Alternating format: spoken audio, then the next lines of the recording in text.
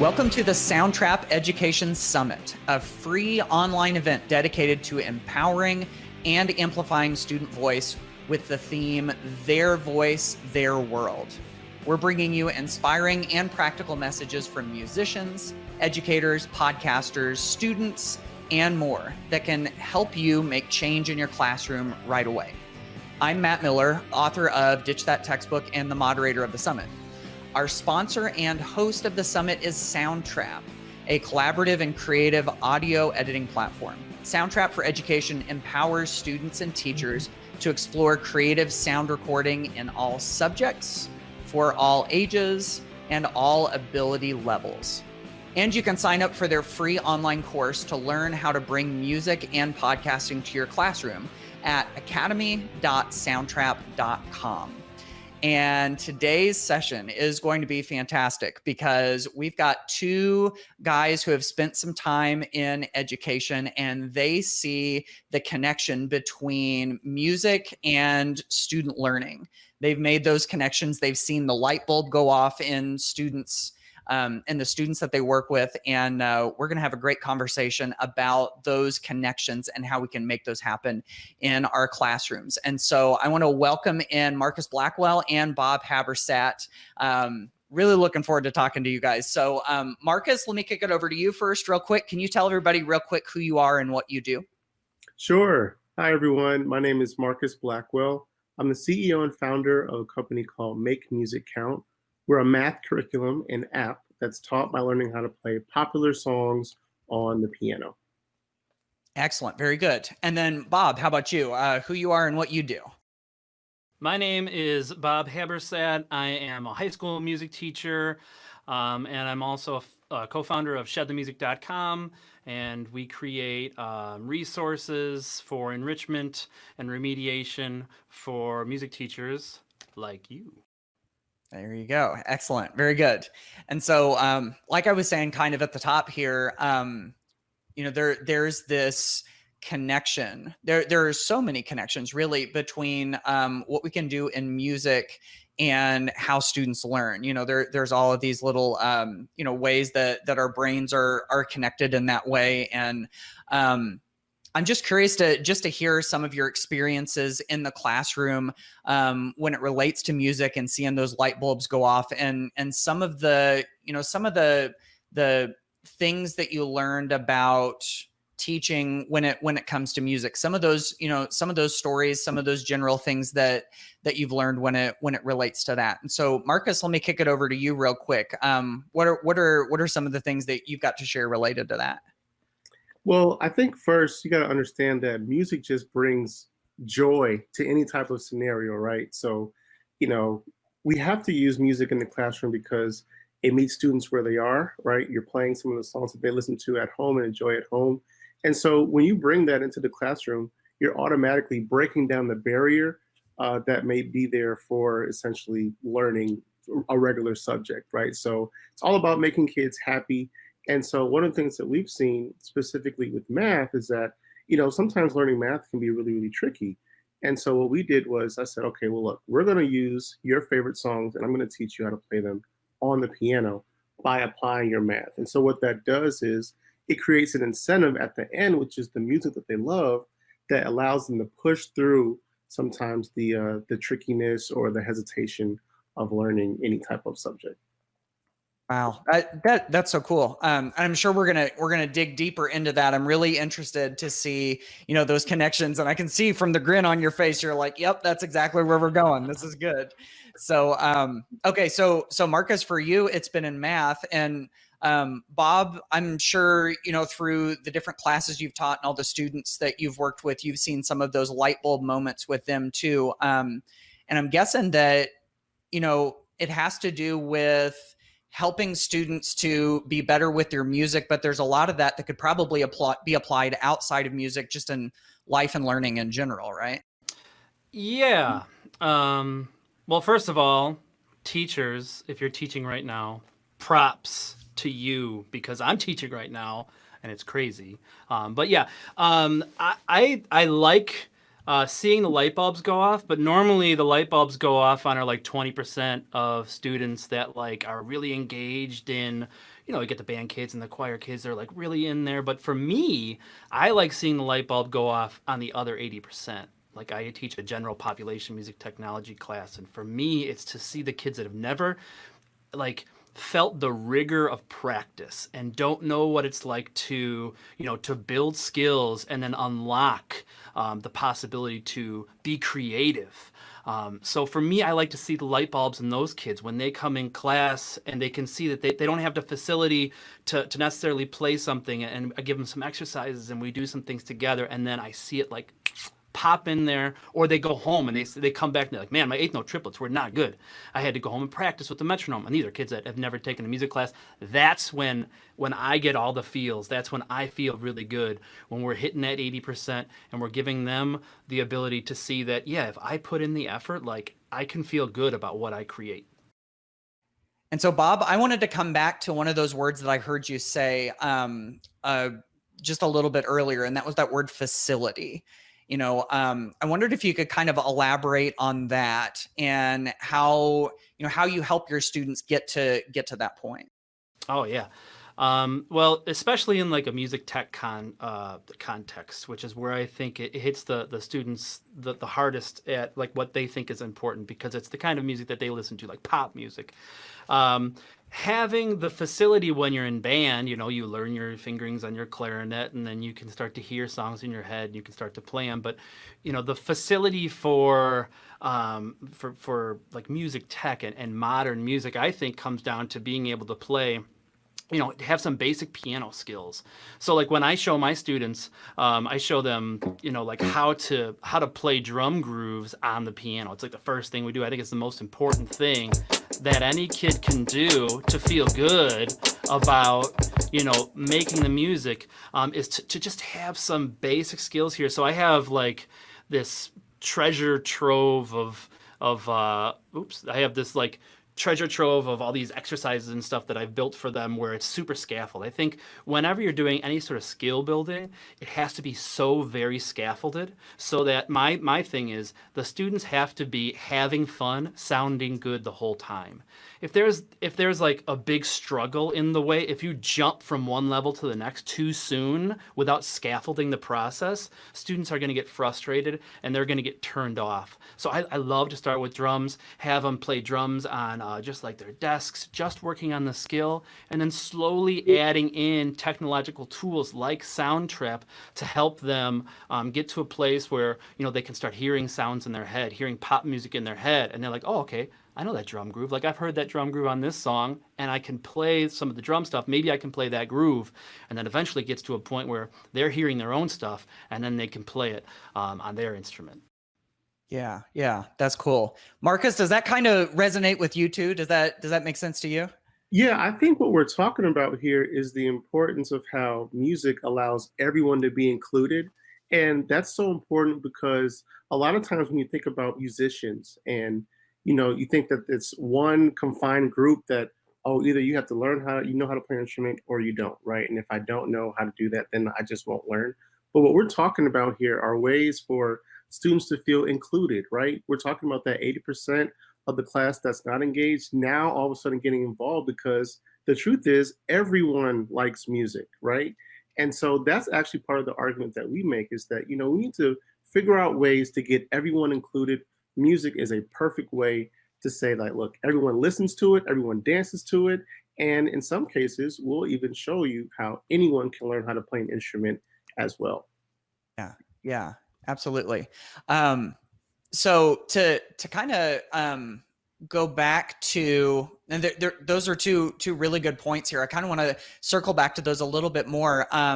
So Bob, you were talking about scaffolding a little bit earlier, and I'm so glad that you touched on that, because obviously for those that are watching this that are in music education, this is key. But really, for any of us in just about any classroom, the idea of scaffolding, of getting little bits at a time and preparing the students for that next leap is so key. And so I wondered for you, like, how do you how do you get scaffolding right? Like, how do you measure just right so that students aren't making too much of a leap or you're not challenging them? Matt, that's a really good question. Oh, Let me try thanks. to answer it. All right, you're welcome, dude. So like I am, when I'm in my class, I even tell my students right at the top, you're like, welcome to Mr. Habersat's guitar class. You can take a seat. You can sit wherever you want, sit next to a friend, whatever. And then like the second thing I say is, I wanted to be either a mad scientist or a music teacher, and I found a way to be both. So I am all about trial and error and trial and getting students involved in the process. And this is really important now. I mean, if you're involved in any sort of remote learning, like there's a huge disconnect between the teaching and the learning from the student. So engage the students in your process too. Be like, hey guys, I'm working on this new thing. I want you to tell me if, like, out of 5, 1, I still don't understand it. 5, I got this. Tell me 1 out of 5 where you are in your understanding of this, and then let's have the further dialogue about why didn't it work? What can I do to make it better? Because I think, like, if a student doesn't get it, it's just a problem in either the clarity of my message or in how it was delivered. And then if students can, like, know that, first of all, if I'm metacogniting like that, they're going to have more belief in me as an educator, because they see, like, I'm trying, you know?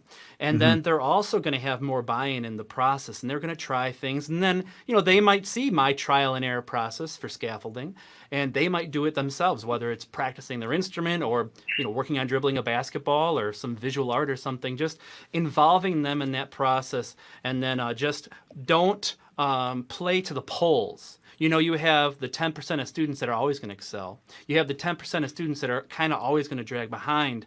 But like being able to teach to the center and then work on differentiation tactics for the top and the bottom so that we can all move together. I think that's what's made my scaffolding so strong.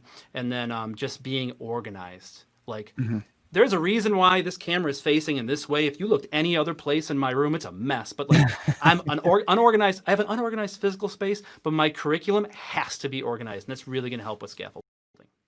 Yeah. No, that totally makes sense. And Marcus, I want to kick this over to you as far as scaffolding goes. You know, if you've got anything related to that as well. Well, I honestly believe that scaffolding includes everyone. So not just how you approach student learning, but even with some teachers. You know, one of the things that we value at Make Music Count and the importance of music is that it opens up a discussion around culturally relevant learning. And so a lot of the teachers listening today may say, well, how do you even do that, right? And the answer is through scaffolding, right? And so this is going to take some practice. It's a new idea where, you know, you have to bring students' backgrounds in their community into the lessons.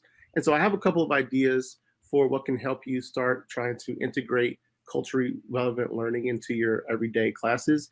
The first is just being intentional, right? You have to make room for it to happen. And intentionality also includes going the extra mile, right? Learning about your students and learning about where they came from, learning about, you know, things that they love at home, because you'll be able to reference those things in the classroom and you'll see engagement go straight through the roof.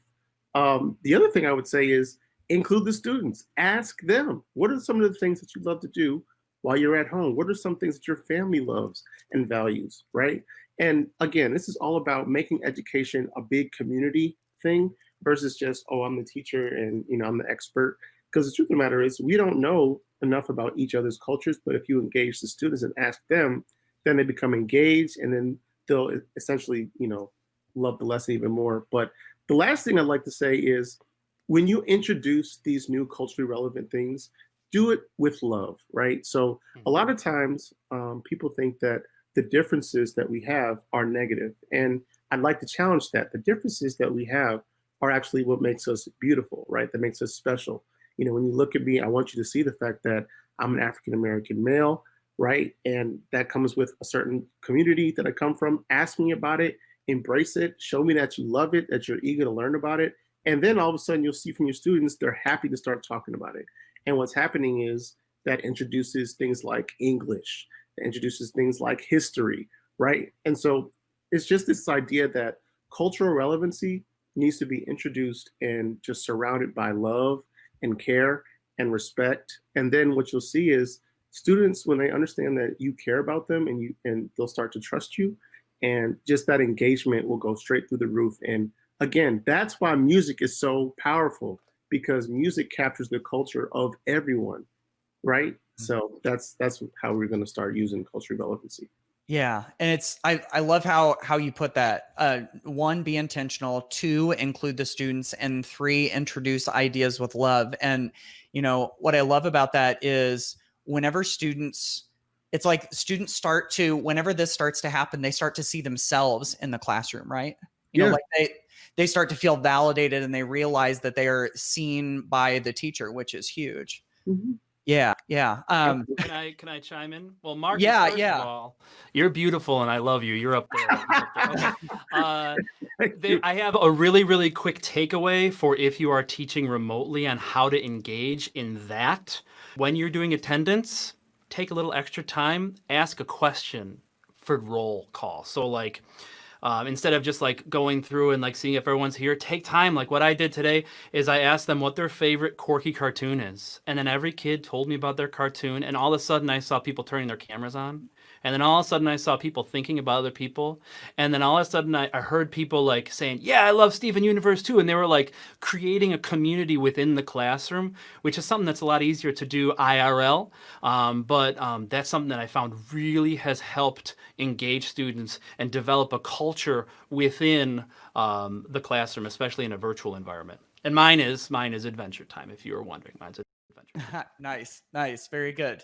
No, that's cool. And see, I think sometimes teachers get into this trap where they think, oh man, I've got to spend all of this time on my content. And, any of this stuff is like fluff or a waste of time or something, but they don't realize, and either of you tell me what you think about this, that in some ways, whenever you get to know your students, you get to know where they're from. And like we were saying earlier, they're seen and they're validated. That's almost like the key that unlocks the learning sometimes. That sometimes it's a lock, but in that case, that's the kind of the key that unlocks the learning. Am I off base on that? You're right. You're spot on. You're spot on. And I think it's, again, going that extra mile so that you can reach those kids, right? Reach them where they are. Like, kids are eager. They're at school on purpose, right? They could have stayed home, right? Yeah. So they're there. You might as well build that relationship, get to know them, show them that you care, and they'll respond and say, look, like, actually, I do want to be here, and I'd like to, talk a little bit more about where I'm from and what I am, what matters to me. So yes, you're spot on. Yes, nice. Yeah, cool. I think conversations like that help pull the students into the room more. And when they're more in the room, then you can go deeper in less amount of time. Like that. Yeah, that's a really good point. Okay, Marcus, I've been dying to hear more about math and music. So, sure. Can you tell us just a little bit about like when you started to see the connection between these and how it got brought into the learning environment? Yes. So for me, this is personal, right? My company is my own personal story. I've played the piano since I was 5 years old, everything from classical to jazz to gospel music, but I struggled in math. That fear of math that I was talking about earlier, I lived that. And I kind of created within myself what I call math phobia. And, when you don't believe that you can do math, you don't perform well, then it's just kind of one big circle, right? So it wasn't until I went to college, and I went to Morehouse College, and finally realized that playing the piano is understanding math, right? When you're talking about rhythm, reading sheet music, all of that involves understanding mathematics. And so that click and aha moment was enough to give me confidence to say, well, look, if I'm been playing the piano for this long and fairly good, it's got to mean that I'm equally as good as math. And so that was enough to give me the confidence to become a math major and pursue how math and music came together. And essentially how Make Music Count works is you're learning how to play the piano by redefining musical steps with math steps. And we have this really cool thing called the musical number line, which is where we turn the piano from an instrument into a number line so that kids are able to count their steps and have intervals. And that's how you get the answers to play the notes. So we'll do an example, but that's how it happened. And for me, as soon as I was able to find the solution for myself, my first thought was, I know this can help some other kids, right? I just knew it. And so when I went to a school, I said, look, got this idea. Would you be open to hearing it? They said, sure. And so we're here in Atlanta, Georgia. So I said, look, if I'm going to have a chance at teaching some mathematics today, I've got to bring a song that I know the kids are going to learn. So our very first lesson was learning how to play Two Chains, I'm Different on the piano by applying fractions. And it was an automatic hit. The kids are like, oh my gosh. Nobody complained about the math. They were like, oh, I can do that math. I'm just trying to figure out how to play this song. And that was the key. And I was like, okay, now we've got something, right? So that's how we actually operate in the classroom. Wow. That's unbelievable. That's so cool. So when it comes to this, so this is sort of the way that it worked for you and your students and everything. And so Marcus, I'm going to ask this one more follow-up question about this. Like if there are teachers out there who are watching this, maybe we've got elementary teachers who have, a wide variety of subjects in their class, or maybe it's specifically a math teacher, or maybe it's a music teacher who wants to do more cross-curricular stuff and bring some math into their classroom or something. Do you have any tips for them on like ways that they can see this or identify it, or ways that they could, fit that into their classroom? Yeah. I think it's first just being able to think outside of the box. That's been my biggest critique, is that, if you're a math teacher, you think that you're only supposed to be teaching math in your subject. No, bring in some music, bring in some history. There's math involved in all of that. And, one thing I would also say that's great is bring your own passions into the classroom. That's what did it for me. I would not have been able to get over my math phobia if I had to look within and said, look, I need to use what I know best, and that's playing the piano. So teachers, use the things that you care about, right? That's going to push you and give you a little bit of that fire under your feet to be able to say, look, let me think outside the box here. What do I like to do? Maybe it's reading, maybe it's dance, maybe it's singing, maybe it's sports. Bring all of that what you care about, because students, they can sense when you really care about what you're talking about, and they'll get engaged too when they see that you're excited about what you're doing. Yeah, absolutely. Marcus, you just wrapped up that word engage, and actually that's actually kind of a perfect segue to what I wanted to kick over to Bob next. Because Bob, I can't help but notice that all of the examples and all of the stuff that you've been talking about seems to be high on that engagement factor. Like you want your students to enjoy class, you want them to enjoy learning, you want them to leave with smiles on their faces. I mean, I can just sort of tell that just from talking to you. And so I wondered if you could tell us a little bit about the importance of that engagement. And I wonder also if maybe it's like especially important right now, with so many schools that are doing remote or hybrid learning. I mean, there's a pandemic looming over our heads, and with all of that stuff, if it's so easy for engagement to just go out the door, and is it important for us to hang on to it? Oh no, engagement's where it's at. I would rather spend an entire 75-minute block period trying to just engage students and not worry about content at all. Because kind of as we alluded to earlier, like if you're training students to be good people, and you could do that through modeling. If you're training them to be good people, they're going to have that eagerness, like Marcus was talking about like, they want to learn, but I found that there is a balancing act. The great balancing act, especially for me, is I want my students to still achieve at a high level. Like I want them to be coming out of class at like college prepared. Like I want to be a jazz guitar player. Like how do I audition to be a jazz guitar player? I mean, there's engagement, but then you have to balance this being demanding and warm at the same time. And I think the thing that helps the most with that is just to have structure, and then to model as much as possible with like your own practice. So like I show students that I'm working on stuff, like I'm always writing songs, and since they can see that I'm into it, and they see when I struggle, you know, they see when I'm trying to practice something on classical guitar, and they're like, oh man, I see him, he keeps repeating that measure, because you know he is working on it. He's trying to go and push through it so you can get to the next level. Sometimes that type of engagement is difficult to do extrinsically, and it's more like you have to kind of just, you know, push them to it, and then they'll just fly, and it's the coolest thing. But you do have to get them over that hill, which is very difficult with remote learning. And I think, you know, building mentor groups, if you have breakout rooms in whatever video conferencing you have, that you can build mentor groups so they can have peer-to-peer relationships. That helps a lot. You can pull in experts. Nobody's gigging right now, so call up. I had a professional flute player came in. She did a free Zoom with my class last semester because, you know, we had pen pals. I was like, hey, why don't you find somebody that plays your instrument and a professional, and ask them, hey, what's up? Can you help us out?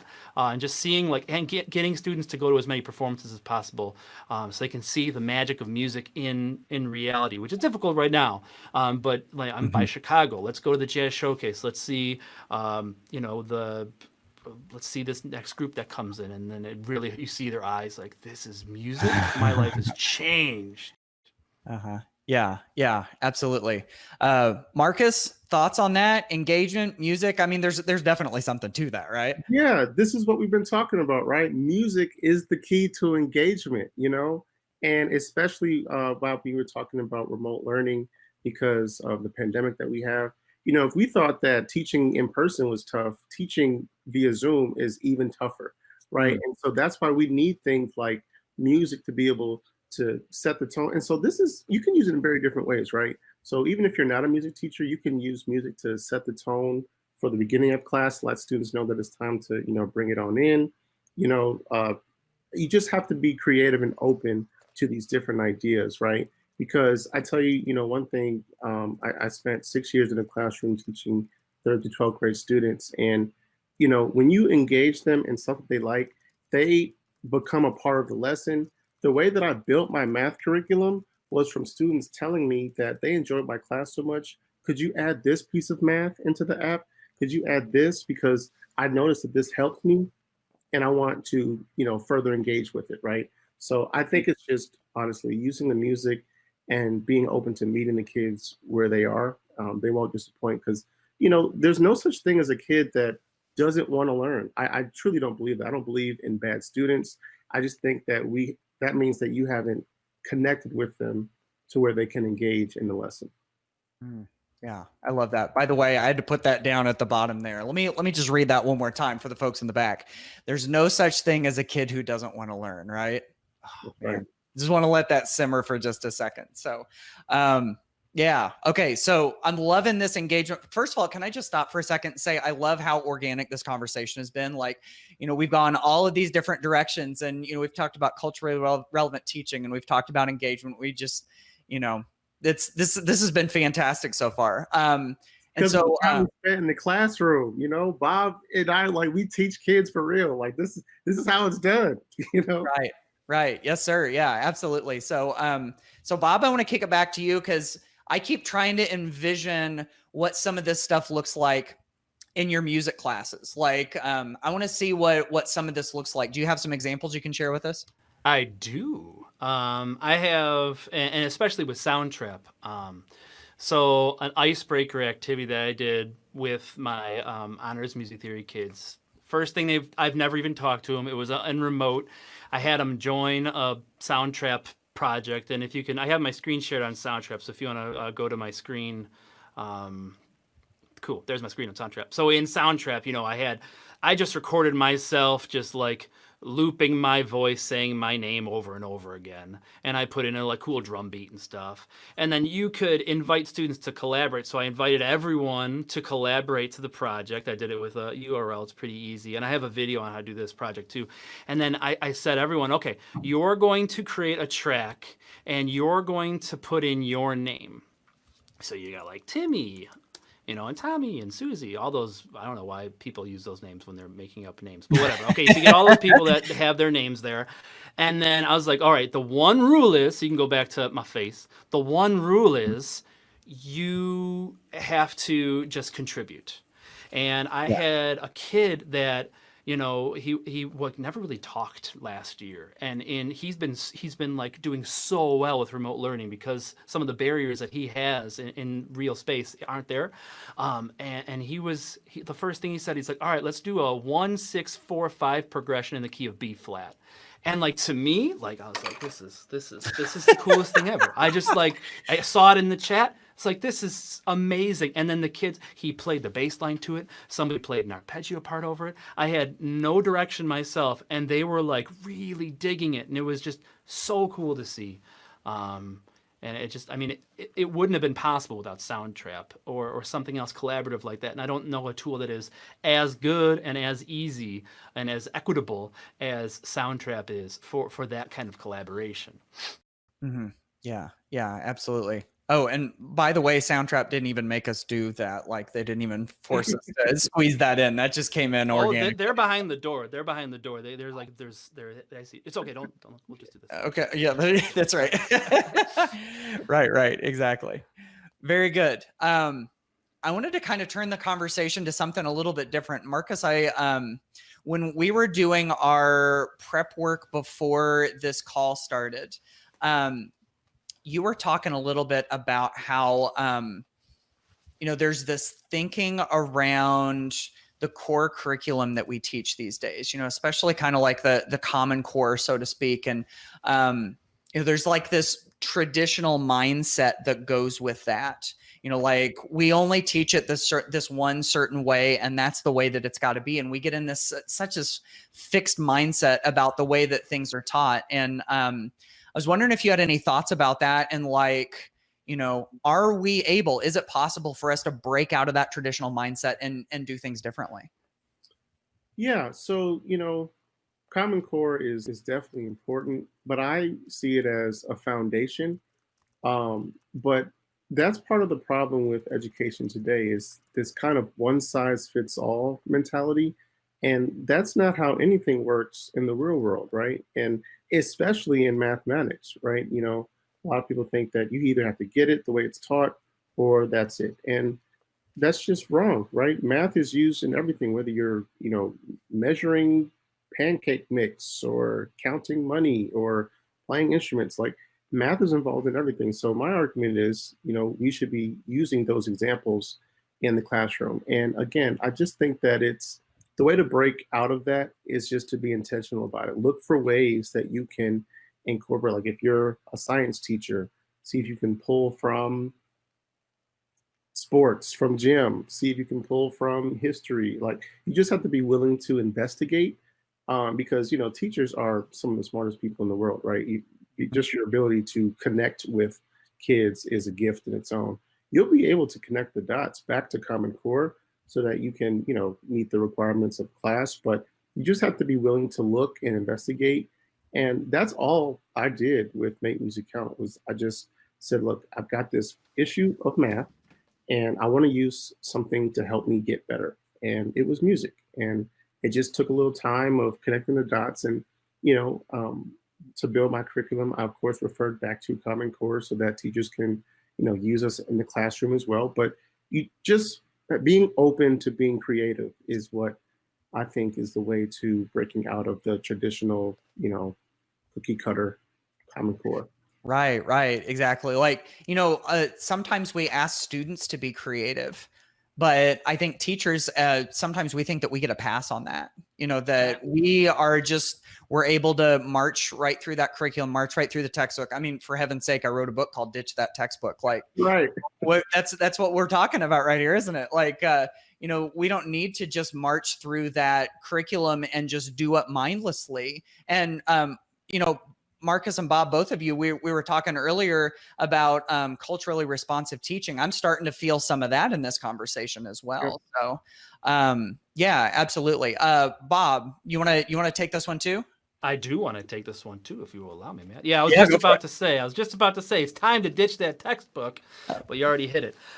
So I'm going to speak especially to music. Yes. Like I'm a jobbing guitar player, and if you look at the amount of music jobs that are out there in the real world or in the virtual world, a majority of them are not in line with the kind of music education that we are giving our students. I think we Mm. get in this weird bubble as music teachers, as I went to middle school and I learned trumpet and band, and then I got in marching band. And then I got in marching band in high school, and it was really cool. I was first chair at trumpet night, and then I went to college, and I marched in the big red whatevers. And then you want to be, I want to teach trumpeters, and there are only so many trumpet players, but there's a lot of other things that are more important. Like we were still teaching the rules of Bach part writing in AP music theory. I don't remember the last time I had to realize continuo on a gig. So what I did was I just started creating these, and that if you're not a music person, that probably woo, that's fine. So I just started creating a bunch of resources for my students about like, all right, these are the things that I find are important to me.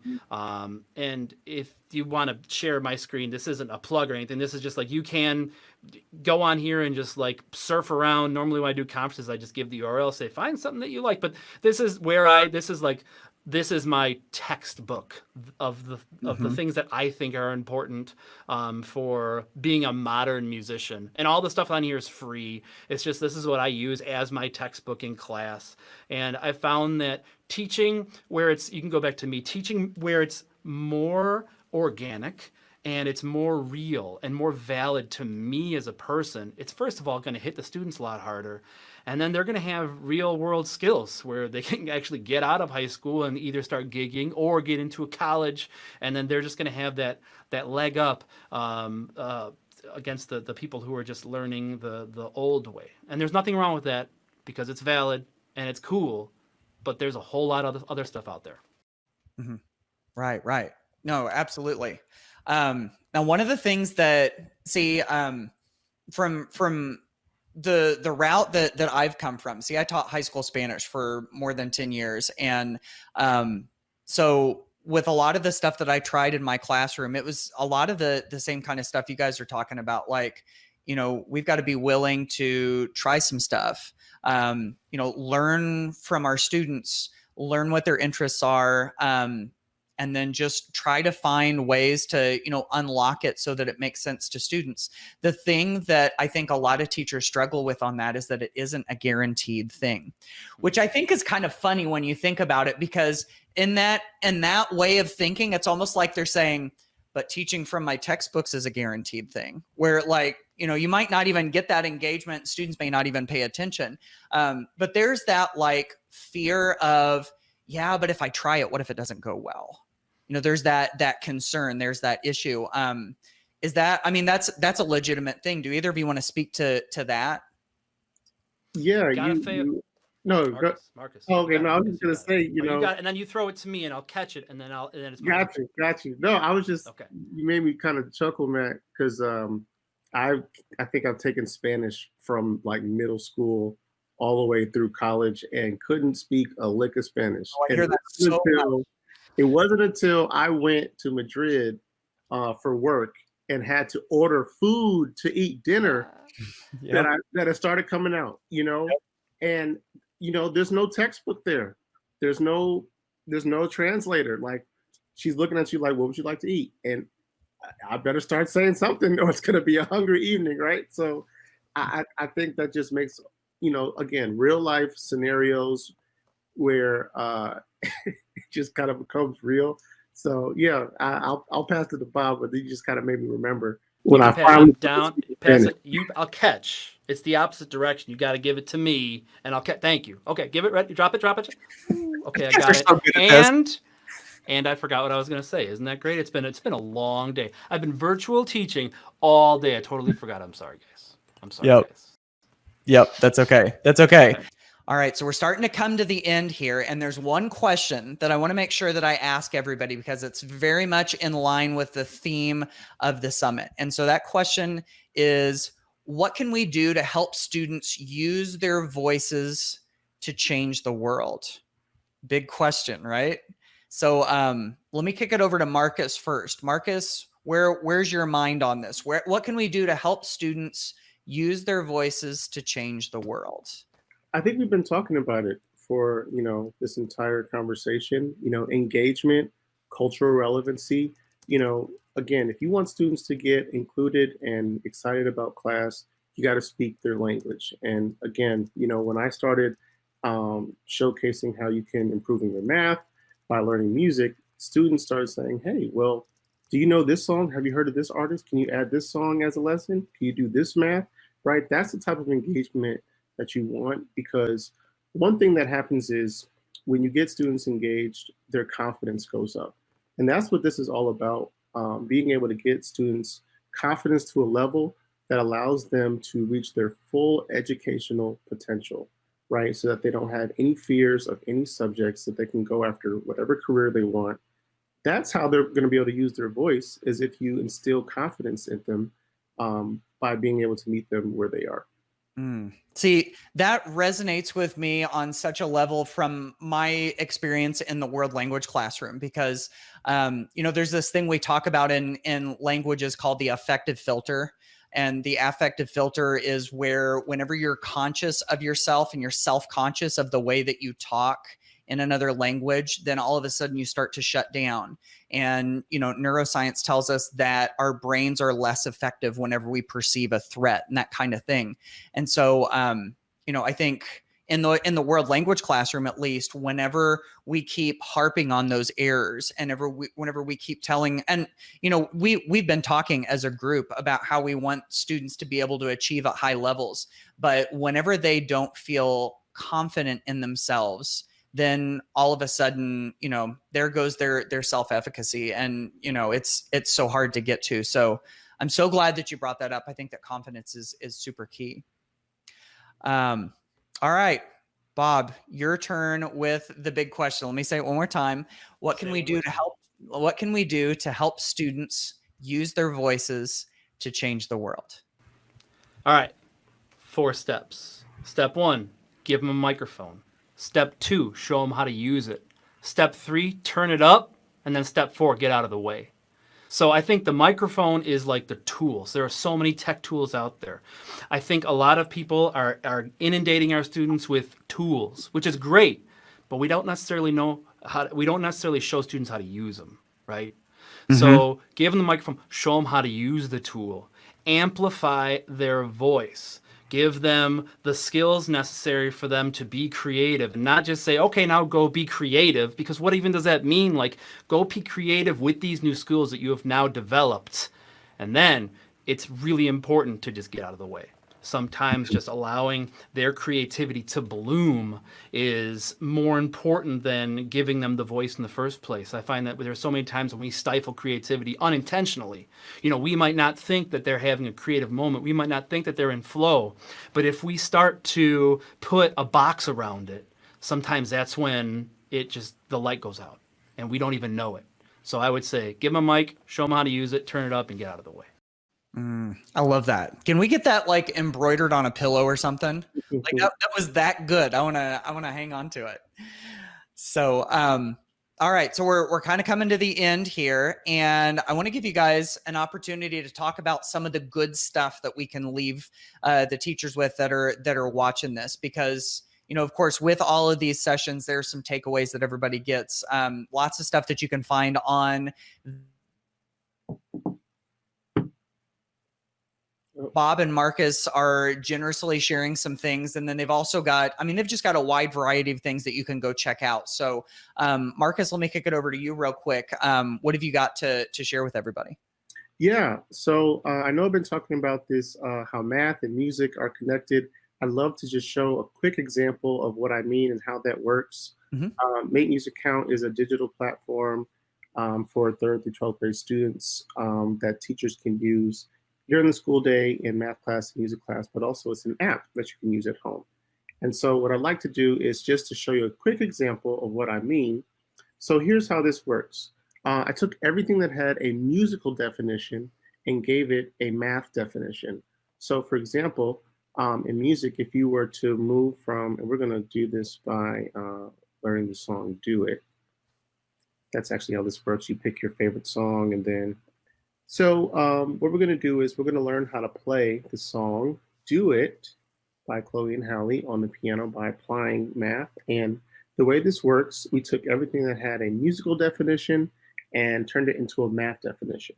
So in music, if you were to move from F to G, that's called a whole step.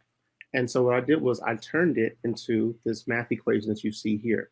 But what we're going to do is we're going to count in half intervals, right? So first you're going to start on F. You're going to go F to F sharp, which is half, and then F sharp to G, which is another half, and F plus 1 would be G. So what we're doing is we're looking at the piano as if it were a number line.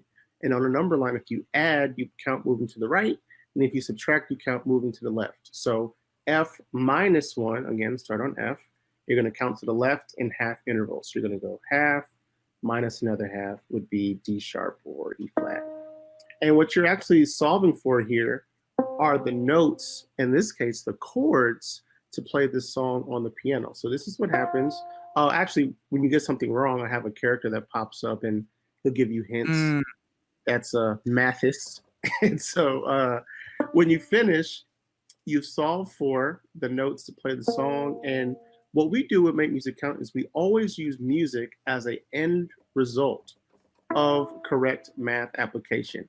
So when you finish here, this last one, B minus 2 is G. And again, the idea of looking at the piano as a number line is what allows any student to do this without knowing how to play the piano at all. So your reward is you get to hear the song and your answers are going to light up for you to play along. So that's how that works. Your reward is being able to immediately play the piano. And for teachers, this is great for you because you can select songs by math subject. So we do everything from fractions, decimals, times tables, division, algebra, pre-calc, and calculus problems. It's real math, the same steps that you would do in a math classroom, but in this case, the end result is being able to play your favorite songs. And you can see from our list of songs that we are meeting the students where they are. These are the songs they're listening to at home.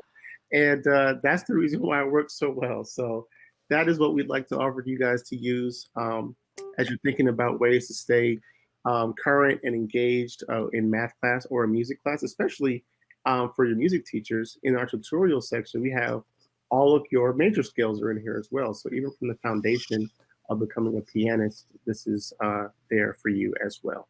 Excellent. Excellent. Very good. And so we can find that at makemusiccount.com, right? Yes. And also in the App Store for iPhones, Android phones, iPads, tablets, and then we have a web version for laptops and computers for schools. Excellent. Excellent. Very good. That's cool. That's very cool. All right. Bob, how about you? What have you got to offer the fine people? Hello, fine people. So I'm going to show the curriculum that I have, and then I'm going to show, is this the time to do our takeaway? Is this the takeaway time? Yes. Yes. Okay. Absolutely. All right, I'm going to show the curriculum, and then I've never, is that okay? That's how we do it. I'm sorry, I'm ADD and I got the keyboard, so I have to do it. Nice. So if you can go to my screen, what I have is a full curriculum on teaching students how to write their own pop music. But it is done through the guise of using the piano keyboard to be the primary instrument. So students learn how to keep good time. They learn how to, read grooves from the groove library, which is right about here. So it shows them in an easy graphical notation, like, all right, this is the drum groove. You don't need to, you don't need to be able to read standard notation to see that this is this, except I added a little bit of stank on beat 3. So they learn how to read, then they learn how to write grooves, they learn how to do drum fills, they learn bass lines, they learn chord progressions, they learn chords. And then in the platform for each project, so there's 28 projects, for each project there is a walkthrough video where I show how to do the project. There's like chapters, and I show how to do it with but I'm just gonna follow a fancy multi-camera setup, so they're able to see my hands, they're able to see me, they're able to see these graphic organizers that I give them. It's the hi-hat. There we go, that's me. Oh, I got a flyaway there. And at the end, they are able to write pop songs following this method, and it's going to sound good no matter what. So it hits the kids that are automatically musically inclined, or the students that need that extra push. And so this is my full curriculum. It's these like eight units here. But what I did is, if you go to bit.ly/shed the music, I created a custom course for, so this is the takeaway. If you click on enroll, let me see what happens if you click on enroll. I don't know. So what I've included in the takeaway are the sample unit. So it's the full drum unit with all the walkthrough videos and resources for students. I've also given the teacher resources page for that, and I've included some things in here as well, like how to use the typing keyboard to play drums. Because if you have a Chromebook, kids can play drums. And then I've also given out some other resources here. This is full rhythm curriculum that teaches students from 0 to being able to read, improvise, compose, and transcribe rhythm using standard notation. This is like a major scale mastery unit. For learning your major scales, there's an ear training unit to get students to be able to sing and recognize chord structures. And then if you click on extras, when lockdown started, I told myself and my teaching colleague, we're going to record one lesson every day. So here's our 70 lessons that you can just push out to students during remote teaching, remote learning, remote whatever. And then this one is really helpful. This is like 5 ways to increase student engagement during Zoom sessions. I kind of referenced some of these today during the chat. And then I'm going to be doing field trips throughout the year, and I'll populate those field trips here. And so these are all available if you just go to bit.ly/shed the music. All these are just available free to you. That is the takeaway. Wow. That's a lot of good free stuff right there. P.S. While you were saying that, I just signed myself up for it. So I'm going to go start working my way through that as well. So, oh my goodness, this has been the best conversation. The thing that I love about conversations like this is we never know exactly where they're going to go until they happen. And this one went in some really, really good places. There was inspiration, there was practical stuff, there was freebies, there was all sorts of good stuff here. So Marcus and Bob, thank you both so much for being a part of this. No problem, Matt. This was awesome. Yeah, thank you, Matt. Thank you. And it was really Awesome. nice meeting you. Yeah. You got like a Brady Bunch moment going on. Yeah, right. Yeah. And thank you so much for watching and for being a part of the Soundtrap Education Summit. And we will catch you on the next video. Take care.